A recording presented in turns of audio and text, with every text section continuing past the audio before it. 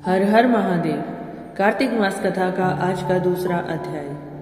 पहले अध्याय में सत्यभामा भगवान श्री कृष्ण से पूछती हैं कि हे प्रभु, ऐसे कौन से पुण्य कर्म मैंने किए जिसके फलस्वरूप आप मुझे पति रूप में प्राप्त हुए।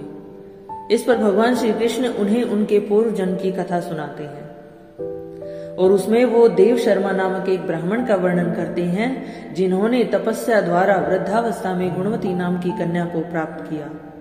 गुणवती का विवाह उन्होंने अपने ही शिष्य चंद्र से कर दिया। एक दिन जब दोनों गुरु शिष्य जंगल में यज्ञ हवन के लिए कुशा और समिधा लेने के लिए गए, तब एक राक्षस ने उन दोनों को मार दिया। क्योंकि दोनों धर्मात्मा थे, इसलिए भगवान श्री कृष्ण के दूत आए और उनको गोलोक धाम में ले गए। आगे की कथा का वर्णन आज के अध्याय 2 में। बोलो भगवान श्री कृष्ण की जय। भगवान श्री कृष्ण आगे बोले, हे प्रिय, जब गुणवती को राक्षस द्वारा अपने पति एवं पिता के मारे जाने का समाचार मिला तो वो विलाप करने लगी, रोने लगी कि हे नाथ, हे पिता, मुझको त्याग कर तुम कहाँ चले गए। मैं अकेली स्त्री तुम्हारे बिना अब क्या करूं। अब मेरे भोजन वस्त्र आदि की व्यवस्था कौन करेगा। घर में मेरा प्रेम पूर्वक पालन पोषण कौन करेगा। मैं कुछ भी नहीं कर सकती। मुझ विधवा की रक्षा कौन करेगा। मैं कहाँ जाऊं। मेरा तो कोई ठिकाना भी नहीं रहा। इस प्रकार विलाप करती हुई गुणवती चक्कर खाकर धरती पर गिर पड़ी और बेहोश हो गई। बहुत देर बाद जब उसे होश आया तो वो पहले की ही भांति करुण विलाप करते हुए शोक सागर में डूब गई। कुछ समय के पश्चात जब वो संभली तो उसे ध्यान आया कि पिता और पति की मृत्यु के बाद मुझे क्या करना है। उनकी क्रिया करनी चाहिए जिससे उनकी गति हो सके। इसलिए उसने अपने घर का सारा सामान बेच दिया और उससे प्राप्त धन से उसने अपने पिता एवं पति का श्राद्ध आदि कर्म किया। तत्पश्चात उसी नगर में रहते हुए 8 पहर भगवान विष्णु की भक्ति करने लगी। उसने मृत्यु पर्यंत तक नियम पूर्वक सभी एकादशियों का व्रत और कार्तिक महीने में उपवास एवं व्रत किए। हे प्रिय, एकादशी और कार्तिक का व्रत मुझे बहुत प्रिय है। भगवान श्री कृष्ण सत्यभामा से कहते हैं कि मुझे एकादशी और कार्तिक का व्रत बहुत प्रिय है। इनसे मुक्ति, भुक्ति, पुत्र तथा संपत्ति प्राप्त होती है। कार्तिक मास में जब तुला राशि पर सूर्य आता है तब ब्रह्म मुहूर्त में उठकर स्नान करने, व्रत व उपवास करने वाले मनुष्य मुझे बहुत प्रिय हैं, क्योंकि यदि उन्होंने पाप भी किए हों तो भी स्नान व व्रत के प्रभाव से उन्हें मोक्ष प्राप्त हो जाता है। कार्तिक में स्नान, जागरण, दीपदान तथा तुलसी के पौधे की रक्षा करने वाले मनुष्य साक्षात भगवान विष्णु के समान हैं। कार्तिक मास में मंदिर में झाड़ू लगाने वाले, स्वस्तिक बनाने वाले तथा भगवान विष्णु की पूजा करने वाले मनुष्य जन्म मरण के चक्कर से छुटकारा पा जाते हैं। ये सुनकर गुणवती भी प्रतिवर्ष श्रद्धा पूर्वक कार्तिक का व्रत और भगवान विष्णु की पूजा करने लगी। हे प्रिय, एक बार उसे ज्वर हो गया और बहुत कमजोर भी हो गई। फिर भी वह किसी प्रकार गंगा स्नान के लिए चली गई। गंगा तक तो पहुंच गई, परंतु शीत के कारण बुरी तरह से वह कांप रही थी। इस कारण वह शिथिल हो गई और जब मेरे भगवान विष्णु के दूत उसे मेरे धाम में लाए, तत्पश्चात ब्रह्मा आदि देवताओं की प्रार्थना पर मैंने कृष्ण का अवतार लिया और मेरे गण भी मेरे साथ इस पृथ्वी पर आए और जो इस समय यादव है।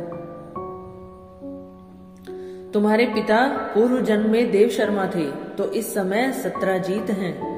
पूर्व जन्म में चंद्र शर्मा जो तुम्हारा पति था वो डाकू है। हे देवी, तू ही वह गुणवती है। कार्तिक व्रत के प्रभाव के कारण ही तू मेरी अर्धांगिनी हुई।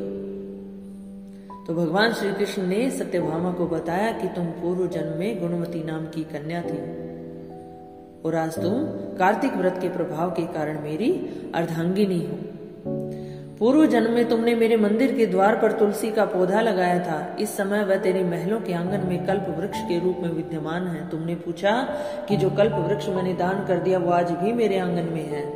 तो ये कल्प वृक्ष उसी तुलसी के पौधे का फल है जो तुमने पूर्व जन्म में मेरे मंदिर के द्वार पर लगाया था। उस जन्म में जो तुमने दीप दान किया था उसी कारण तुम्हारी देह इतनी सुंदर है और तुम्हारे घर में साक्षात लक्ष्मी का वास है। क्योंकि तुमने पूर्व जन्म में अपने सभी व्रतों का फल पति स्वरूप विष्णु को अर्पित किया था, उसी के प्रभाव से इस जन्म में तुम मेरी प्रिय पत्नी हुई हो। पूर्व जन्म में जब तुम्हारे पति की मृत्यु हो गई तो तुमने भगवान श्री विष्णु को ही अपना पति माना और अपने सभी व्रतों का फल भगवान श्री विष्णु को अर्पित कर दिया, और उसी फल के प्रभाव से तुम इस जन्म में मेरी प्रिय पत्नी हुई हो। पूर्व जन्म में तुमने नियम पूर्वक जो कार्तिक मास का व्रत किया था, उसी के कारण मेरा और तुम्हारा कभी वियोग नहीं होगा। इस प्रकार कार्तिक मास में व्रत आदि करने वाले मनुष्य मुझे तुम्हारे समान प्रिय हैं। हे देवी, ये सारी महिमा कार्तिक मास में किए जाने वाले व्रत, उपवास, स्नान, दान, जप, तप आदि की है। तो सभी मनुष्यों को कार्तिक मास में स्नान, दान, तप, व्रत, उपवास अवश्य करना चाहिए। उसका करोड़ों करोड़ों गुना फल प्राप्त होता है और वो मनुष्य मुझे अति प्रिय होते हैं। दूसरे जप, तप, यज्ञ, दान आदि करने से प्राप्त फल कार्तिक मास में किए गए व्रत के फल से बहुत थोड़ा होता है। जो कार्तिक मास के अतिरिक्त हम दूसरे जप तप करते हैं, फल तो उनका भी होता है, लेकिन कार्तिक मास में किए गए जप तप, यज्ञ, दान आदि का फल उससे करोड़ों गुना अधिक होता है। तो सभी मनुष्यों को इस मास में पूजा, जप, तप, यज्ञ, दान, स्नान करना चाहिए। इस प्रकार सत्यभामा भगवान श्री कृष्ण के मुख से अपने पूर्व जन्म के पुण्य का प्रभाव सुनकर बहुत प्रसन्न हुई। बोलिए भगवान श्री कृष्ण की जय हो। आज का दूसरा अध्याय यहाँ समाप्त होता है। तीसरे अध्याय की कथा सुनने के लिए आप चैनल को लाइक, शेयर, सब्सक्राइब जरूर कीजिएगा। हर हर महादेव।